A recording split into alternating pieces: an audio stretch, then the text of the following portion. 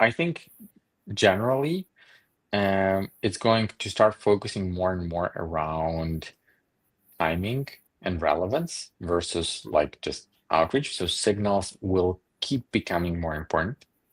Mm. I also think it's going to move into like an area of hyper personalization in a sense, not just like a personalized email, but here's a personalized offering that I present you on a personalized build landing page that you can Mm. click from an email, right? I Mm. think like that's what it will take to grab a person's attention in a very kind of short time frame.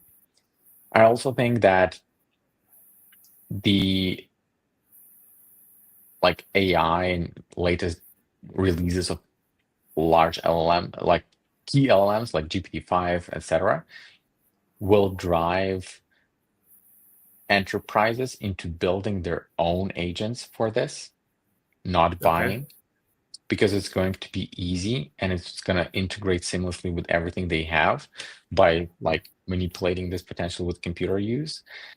And I think there will be like a layer that is currently done like handled by agencies and like clay users that will be focused around like people who are very smart and can then use AI to build any workflow that they want.